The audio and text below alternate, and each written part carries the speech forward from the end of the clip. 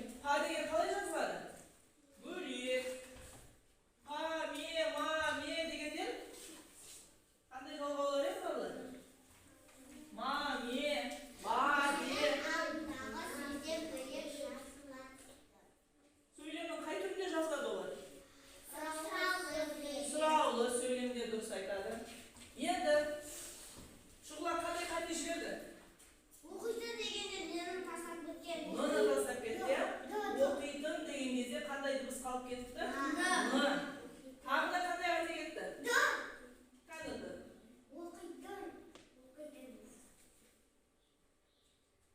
Не қою керек? Шұғыға қандай тыныс бермесе қоясың? Нүкте қойылған. Сұрақ белгісі қойылады екен. Енді сөйлемге қараймыз.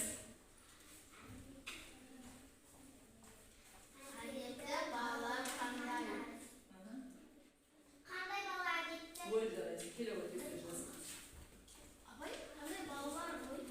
Қандай балалар әдепті? Міне тұғын тақтада бұл.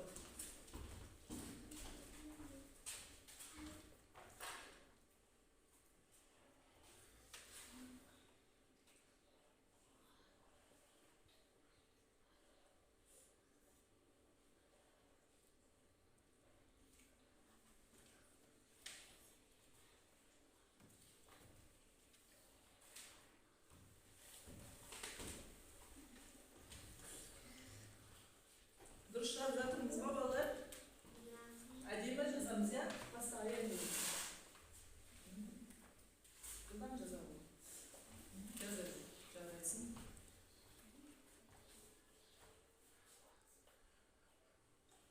Жаттығу деп жаздым деп жүрмін. Тапсырма деп жаздым.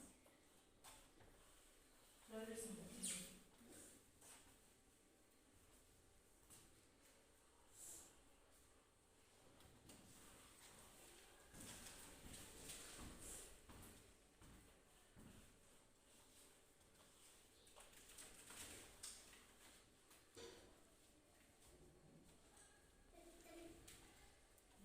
Қандай балалар әдепті? Дұрыс.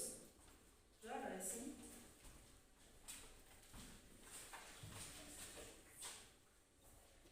Тапсырманы дұрыс орындағандарға бір көбелектен беріп отырмын, иә?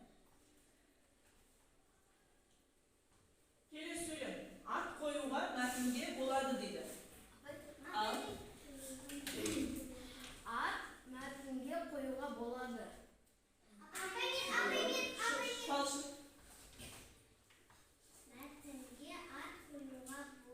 Дұрыс. Мәтінге ат қоюға болады. Жаза қой. Жылдам тақтаға.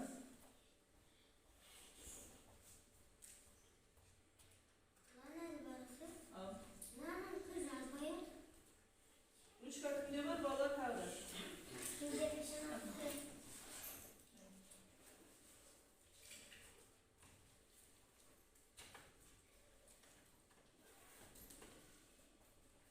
Söyle qanday harfpен басталып жазылады?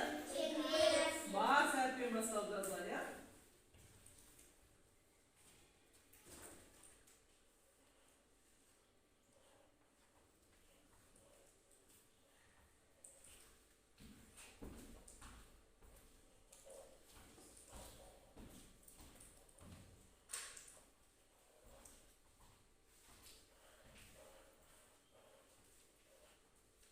Қоюға.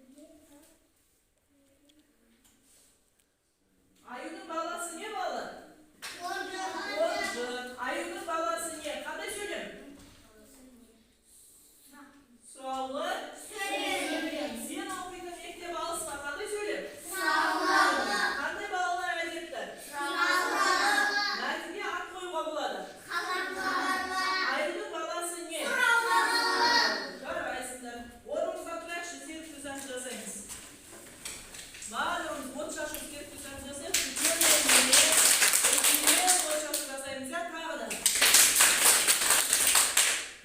Қолымызды күймелеп, байланып, жарайсыңдар, отырыңдар. Жас болып па?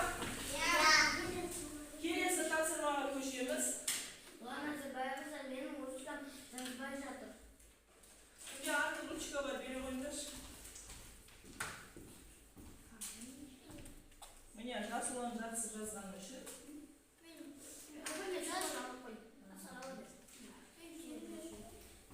Келесі тапсырма. Тақтаға қараймыз.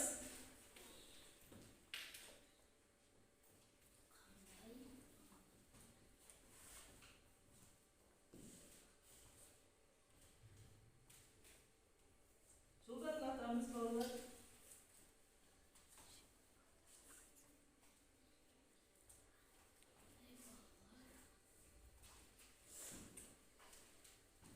Жарайсың, кәді өте әдемі жазды, жазылды. Елімдар да әдемі жазып жатыр. Бегарыс та әдемі жазыпты. Жанғыр кішкене бір қате жіберіп қойды, жазуға әдемі. Асқар сен де әдемі жазсай. Қате жібермеуге тырыс.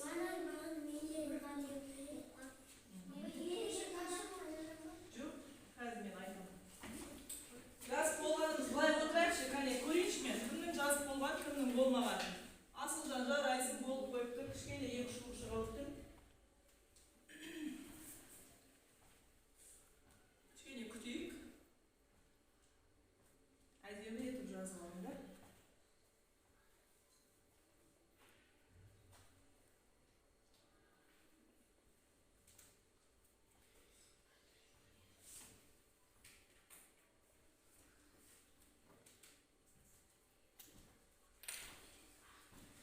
Қасиет болды, жарайсың.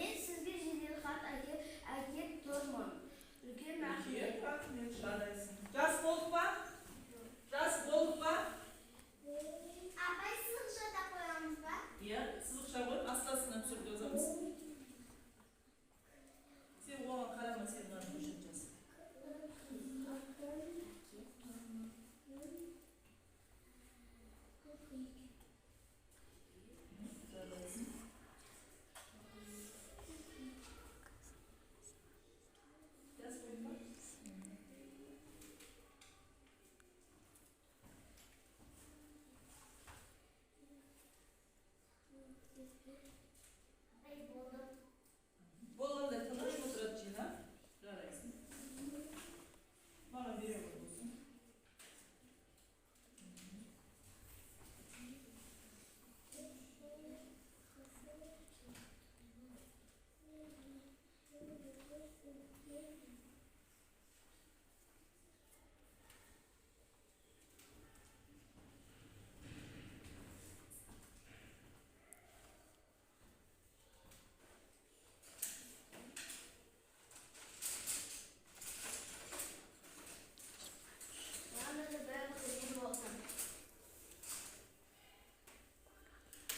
Болдуңдар ма? Бәріміз болдық па? Болды, уақыт аяп қалды. Мен уақытпен жұмыс жасайық балалар. Енді тексерейік. Өз-өзіміз тексереміз. Мынау дұрыс жауабы. Бұл кім? Мен сізге жедел-хат әкеліп тұрмын. Үлкен рахмет. Қане кімге дұрыс шықты? Өздерің тексеріңдер. Қолдарын көтеріңдерші, кімге дұрыс шықты?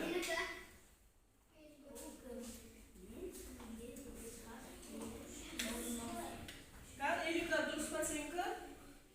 Bu kım neye kasıp etsin o basında? Birinci son жазып берген onu. Sen de şakası etmişsin. Bu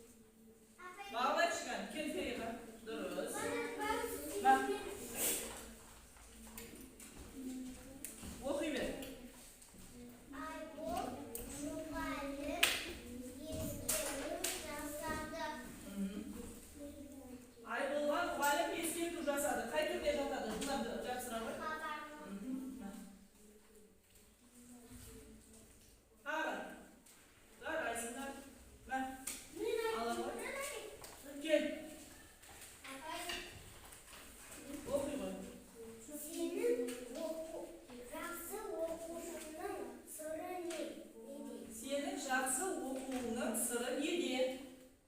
Қай түріне жатады? Хабарлы сөйлем ба, сұраулы сөйлем ба? Жапсыры. Ал кім келе ғой? Кел. Іңкәр келе ғой. Асылжанды айтсын ба? Ағаштың бұтақтарын сындырма. Қай түрде жатқызасың?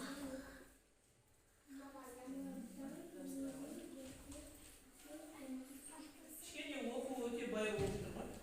Іңкәр үйде көбірек оқы. Келе ғой Асылжан.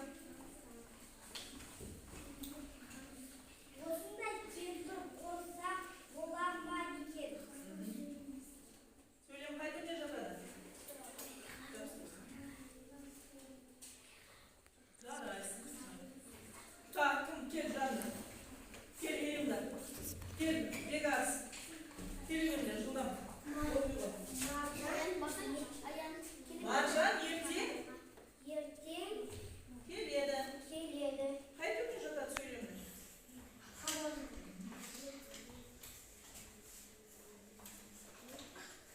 Ал, айта ғой. Қай түрде жатқызасың? Хабарлы ма? Бұл кітапты саған кім берді дейді? Сұраулы. Кішкене шатасып кеттің. Ал сен оқи ғой еліңді.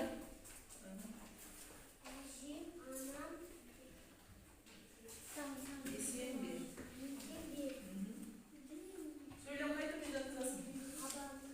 Әжем аман есен бе? Сұраулы сөйлем.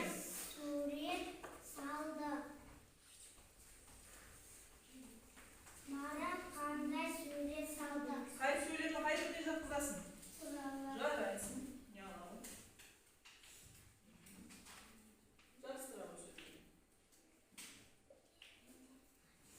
Бәріміз тапсырманы орындадық па? Айсана сен үшін келсін. Асқар кел. Бола ойындар. Ал айтамын. Қай түрде жатады? Ана магнит және алып жабыстыра ғой. Сенші. Оқшыға. Әкем. Анам. Дәрігер. Қай түрде жатады? Сұраулы сөйлем ба? Хабарлы сөйлем. Жабыстыра ғой хабарлы сөйлем. Әкесі мен анасының дәрігер екенін хабарлап тұр, я? Ал балалар, бұл тапсырманың да аяғына жетті. Енді мына тапсырманы ауызша орындап жіберейікші. Хабарлы сөйлемді сұраулы сөйлемге айналдырып жаз дегенді ауызша орындайық қойып. Кім оқиды бірінші сөйлемді? Шұғыла оқи қойшы. Толқын кітапханадан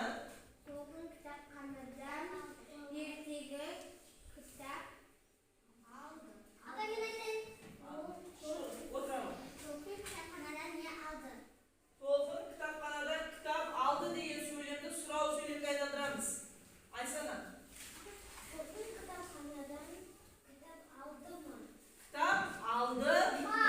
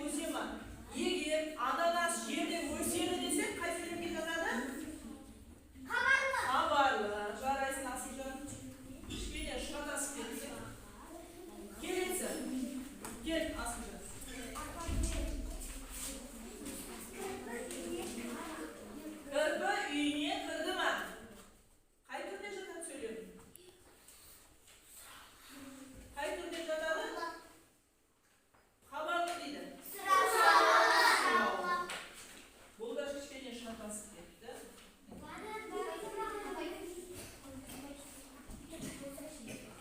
Al canım.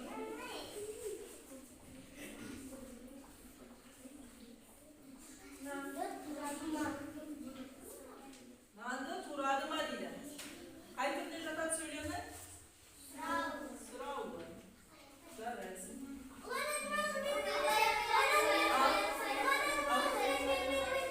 Айтамын. Қай сурет таңдадың? Үйді ма? Ал айта бер. Қайталап қоямыз. Іңкәр? Сөйлем қай түрде жатады? Ой, жарайсың. Ал, елімді. Маса шақты мақ. Сөйлем қай түрде жатады? Ой, жарайсың. Келесі. Ал.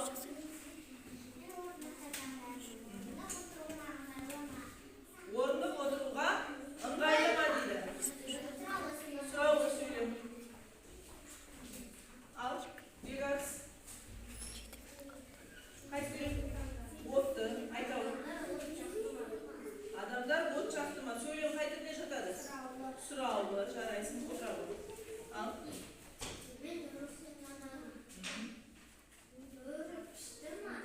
Сөйлем қай түрде жатады? Сұраулы. Жарайсың. Айтауы. Сөйлем қай түрде жатады?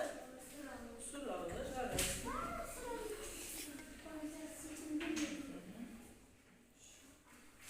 Қандай сөйлем? Сұраулы. Ал енді балалар, барлығымыз сұраулы сөйлем құрайды екенбіз, иә? Айсана.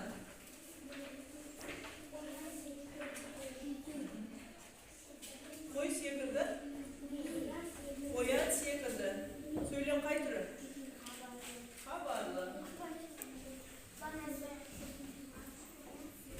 Ал айта оқшылы.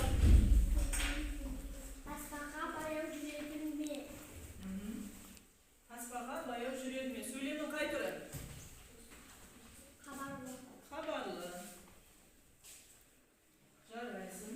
Жарайсыңдар балалар. Сөйлемнің түрлерін жақсы ажыратып алдық, ә? Өзіміз де сөйлемнің түрін жақсы біледі екенбіз. Енді осы сөйлемнің түрлерінің ережесін кім айтып береді ма? Сұраулы сөйлем дегеніміз не еді?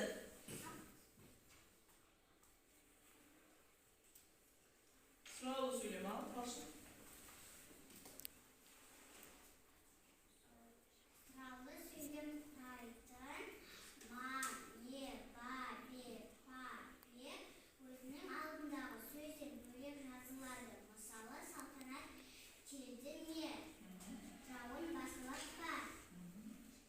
Жарайсың. Енді өзіме хат кері байланысын береміз. Өзіме хат айтсын. Бүгін мен білдім, мен түсіндім. Ауызша кері байланысын айтып кетейікші. Нені білгендеріңді қысқаша, нені түсінбергендеріңді қысқаша. Түсіндіңдер ма? Ал, шұғыла. Бүгін нені білдің? Сөйлемнің түрлерін білдің ба?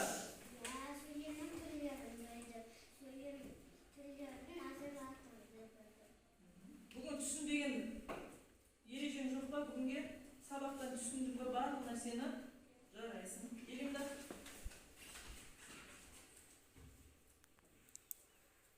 Бүгін не түсіндің? Сөйлем түрлерін білдің ба? Айта оқшы. Мен сөйлемнің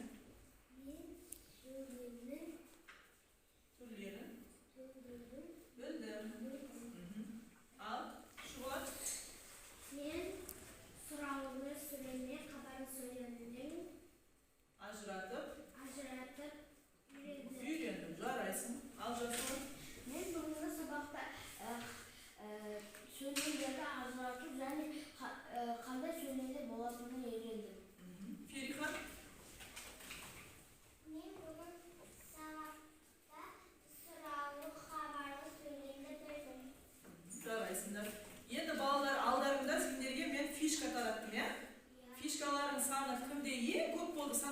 айтыңызшы. Бесеу. Бесеу. Апа менде бесеу. Бесеу. Жарайсыз.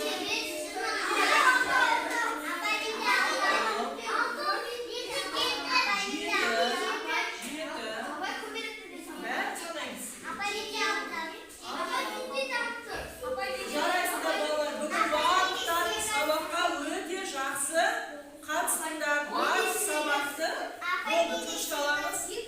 Үйге ережелерді қайталап жаттап келеміз. Сұраулы сөйлем мен хабарлы сөйлемнің ережесін қайталаймыз және екі сөйлем құрастырып келеміз. Түсінікті ма? Бүгінгі сабақ ұнады ма сендерге?